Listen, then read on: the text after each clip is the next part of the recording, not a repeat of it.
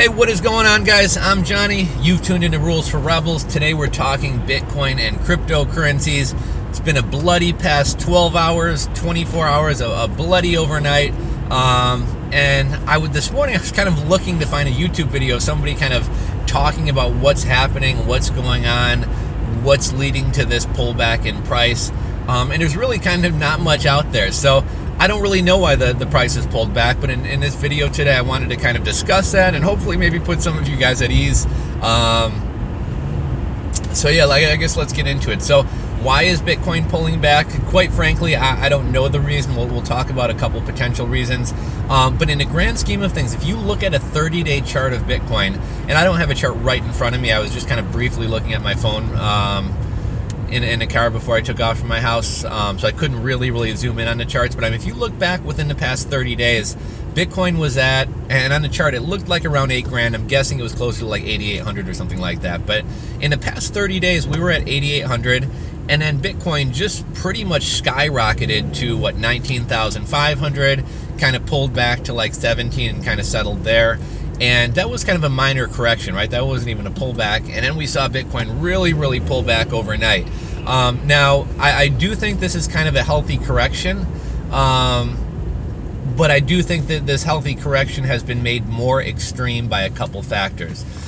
First, we have a lot of new people into the space. So what winds up happening, and not all new people are like this, but new people tend to be what we call weak hands, or what you may hear of as referred to as weak hands. So somebody who's been in Bitcoin since 2011 and has seen it lose 60% of its value, like that, it's not as shocking to somebody who's been in the space for a while. You say, you know what? The first time this happened, I was scared. The second time this happened, I was scared. We've seen it happen time and time again, and Bitcoin always seems to come back. Now, I don't want to be one of these Bitcoiners or one of these fanboys who's like, yeah, Bitcoin can never do anything wrong. And I hear the stupidest things on Reddit. I hear people say things like, yeah, I hope Bitcoin loses 80% of its value so that I can buy in even cheaper. And it's like, what kind of idiot wants their own investment to lose 80%? Because while you can buy in cheaper, you're also losing a lot of money. And I get that maybe you have the confidence that in the long term it's going to be $100,000 and it's another chance for you to buy in cheap, but you're a complete idiot if you cheer for your investment losing money, because that's just dumb. I'll also put out there that, well, everyone says Bitcoin can't fail, Bitcoin to the moon. Like, Bitcoin is young, Bitcoin is an experiment, it can fail. Only put in what you're willing to lose or what you can afford to lose. I don't think that Bitcoin's going to fail. I'm not saying that Bitcoin's going to fail. But with any investment, nothing is certain in life, and go into it knowing that. Another thing I'd like to talk about is taking profits. A lot of people on Reddit and YouTube and in the Bitcoin community are like, I'm never selling any, I'm never taking profits, I'm never buying anything. And well, sometimes you can kind of screw yourself by taking profits because Bitcoin continues running higher.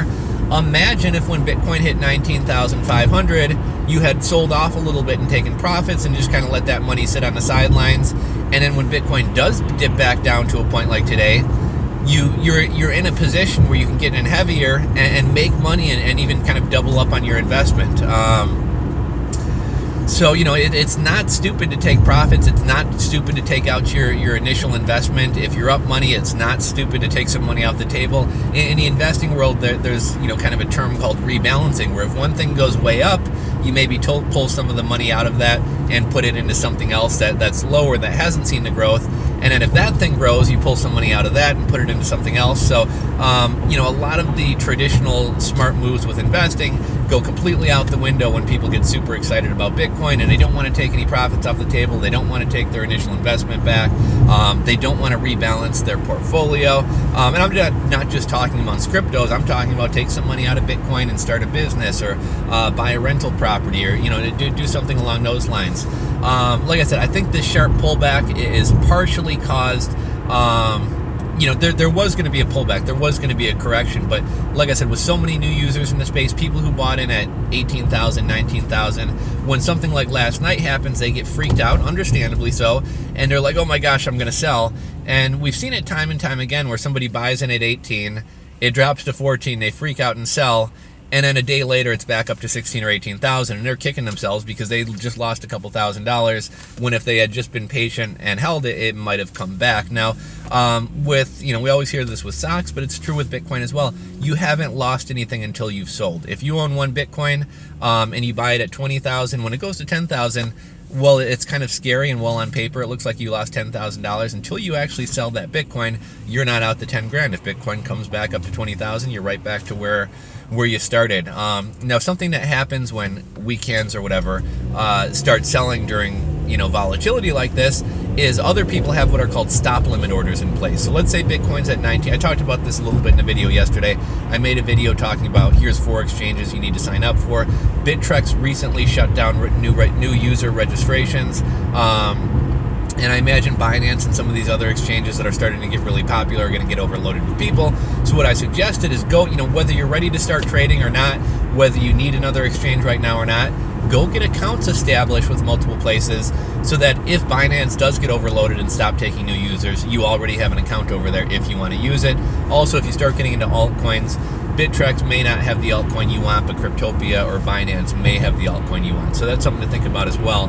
But yeah, so basically, let's say Bitcoin's at 19,000, and somebody's like, you know what?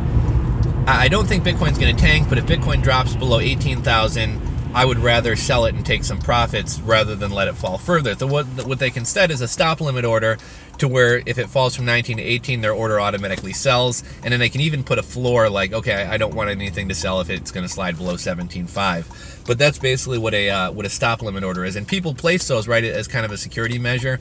I personally don't use them, and I would probably recommend that most people don't use them, because Bitcoin is so volatile that you could drop 10%. But then be up 30% an hour later, and you kind of screwed yourself if you sold off. But anyhow, when we can start selling, it starts triggering these stop limit orders, and then it causes a dive in price. And that's kind of why we see flash crashes occur, because somebody starts selling, other people start freaking out, and they start selling, and then it just starts triggering massive stop limit orders that people have, and it drives the price even lower. So I'll be honest, like, I'm really kind of bothered by how much Bitcoin fell. I'm really kind of kicking myself for not having sold off some more back when it was at like 19,000. But I mean, it really is impossible to time the market. I made a video a while back. If I can find it, I'll link to it. It was called "How I Lost, 35,000" or "How I Lost 45,000 with a stupid Bitcoin trade." And basically, what the video was about. This is way back when Bitcoin was going from 800 to 1,200, 800 to 1,200, 800 to 1,200. And a buddy of mine was like, dude, you could be making a lot of money on these swings, right? Like, it's like clockwork that it keeps doing this. He said, so when it gets to, I mean, it's not like I need to be told this. I obviously understand the concept of swing trading, but kind of got in my head, and it was like, okay, this does seem really predictable. When it gets to 12, sell it. Like clockwork, a couple days later, it's going to fall down to 8, rebuy it, ride it back up to 12, sell it, and you can keep making money making these swing trades, right? But what winds up happening is all of a sudden Bitcoin goes up to 12, I sell, and instead of pulling back down to 8 like it had been doing for a couple weeks prior to that, well, now it runs, and next thing you know, it's at 2,800, and I'm like, oh, well, at 2,800 it's too high, I'm gonna wait for a pullback, and then it's at 3,800, and well, it's too high to buy at 3,800, and then it's at 4,800, and then we're at $5,000, and so sometimes, you're never gonna be able to guess the top and bottom. I know sometimes it seems easy, it's really like tempting to do that, but I cost myself like 40 grand. I was up to, I had collected a good number of Bitcoins, and I sold them off for peanuts, and then Bitcoin, continued to run up. So will I say I would have loved to have sold at 19,500 and then bought back in now? Would I have known at 19.5 is a high? I thought it was going to 25. And then, like, just another example, last night I set a couple low limit orders. People refer to this as catching a falling knife. When something's going down, you're trying to guess the bottom. So last night, like, I had a limit order to buy Litecoin at 275, and it actually wound up going to 250. So I basically paid 25 bucks more than I needed to, and that's why a lot of people talk about like dollar cost averaging. And I don't know if this would be an exact example of dollar cost average. Dollar cost averaging is more making a buy every week, but what I mean is, like, last night, instead of going all in at 275, I should have made a small buy before I went to sleep, and then woke up this morning. If it's even lower, I buy a little bit more, versus kind of going all in and then having it fall fall even further. Now, the concept of buy low, sell high sounds really simple, right? The reality is most of us don't do it. And the reason for that is because when people are most excited and most enthusiastic, that's when most people want to buy in. So when the price was at 19,000 and CNBC and John McAfee and everybody else was talking about Bitcoin going to 100,000, that's when everybody wanted to rush in and buy. Now, after last night, when Bitcoin loses like a crap load of its value, Bitcoin falls thousands of dollars, people are losing a lot of money, that's when people are at their, what's the word I'm looking for? I don't want to say people are at their weakest, but that's the time that you really want to be buying. And in reality, that's a time that most of us are freaking out and don't want to buy. You know, Warren Buffett's got that famous quote about be timid when others are greedy, and be greedy when be whatever, you know, you guys know what it is. It's something to the effect of like, when other people are greedy, you should not be greedy. And when I'm really butchering this quote. When other people are scared, be greedy, and when other people are greedy, be scared, which basically means when everybody's like, rah, Bitcoin's going to 100,000, that's probably the time you should be selling. And when everybody says Bitcoin is dead, that's the time that you should be buying. Now, one mistake that I've made is not taking some money off of the table. I mean, I have taken some profits out and things like that, but one mistake I've made is not taking more profits off the table when we're at very highs or when we're hitting all-time highs. And the reason I say that is because I'm pretty heavily invested in Bitcoin and cryptocurrencies, like way more than most like financial advisors would advocate that you are, right? A lot of people say, oh, have 1 or 2% of your portfolio in Bitcoin, you know, maybe have 5%. On the high end, if you're young and you like risk, maybe have 10%. And I'm way more than that. A, because I saw an opportunity. B, because I'm not that scared of risk. And C, just because the growth of cryptocurrencies meant that earlier on it was a small percentage of my portfolio, and as Bitcoin and everything grew, it became a much larger percent. And that's at a point when I should have started doing the rebalancing. But the whole point here is, like, this morning when Bitcoin is really low and things are tanking, if I weren't sitting on so much cryptocurrency, I might be like, this is an opportunity, this is a sale. However, like mentally or psychologically, because I am sitting on so much cryptocurrency, what my mindset kind of is, oh man, I'm really heavily invested in this stuff already, probably more so than I should be. I probably shouldn't put any more money on the table. In the grand scheme of things, I'm still up money. I've been into Bitcoin for a long time. And that's one of the perks of getting in at lows, is Bitcoin can lose 50% of its value. And while it hurts because you lost money, at the end of the day, you're still up money. You know, people who got in at 19,000 can't necessarily say the same. I am still bullish on Bitcoin. Oh, so getting back to kind of why it fell and things like that. So, I kind of explained what, no, sorry, I'm getting messages on my phone. I kind of explained how weak cans cause stop loss orders to trigger, and it drives the price of Bitcoin down. Another thing right now, we have kind of the futures market going. So I'm not saying that Wall Street or the futures market is tanking Bitcoin, but that's kind of another thing at play. We have Roger Ver and the Bcash network spamming transactions and making Bitcoin look bad. Fees are at an all-time high. Transactions are really slow. Bitcoin is much less usable than it's ever been in history, which is kind of bad timing now that we're, I don't want to say hitting mainstream adoption, but now that we're at a time when more and more people are getting into Bitcoin, and we have so many new users, and it's kind of a bad initial impression. So that's kind of another element of it as well. And you know, then we have the end of the year coming up right now. So end of the year, a lot of people for tax purposes might be taking profits. So we have people who would probably be selling regardless of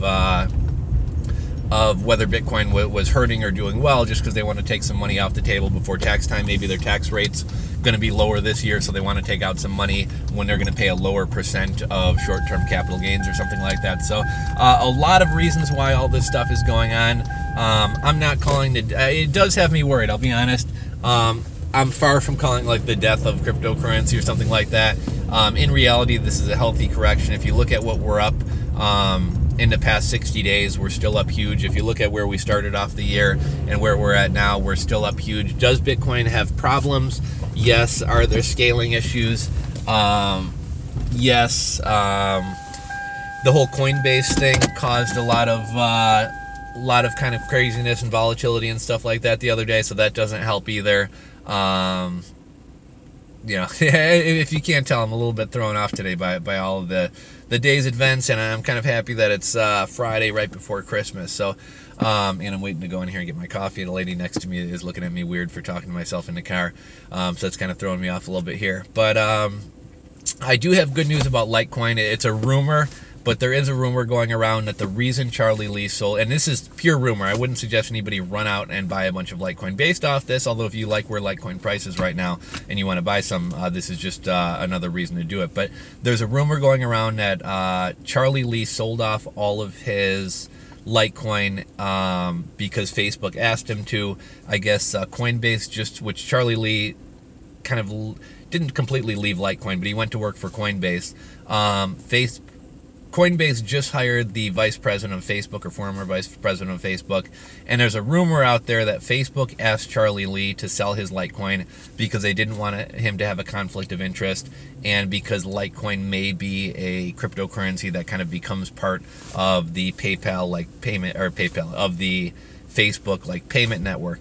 It would kind of make sense. Litecoin doesn't have any of the bad history of Bitcoin. Litecoin doesn't have any forks. There's no politics. There's no infighting in the community. It's a cheap enough coin that people could buy a whole coin as opposed to having to buy 0.000005 of a coin. So it would probably, it would definitely make sense that Litecoin could be that coin. But anyhow, I'm going to run in and get my coffee, guys. Kind of more than anything, I just kind of wanted to start a discussion. I haven't really seen anybody yet this morning talking about what the heck's going on.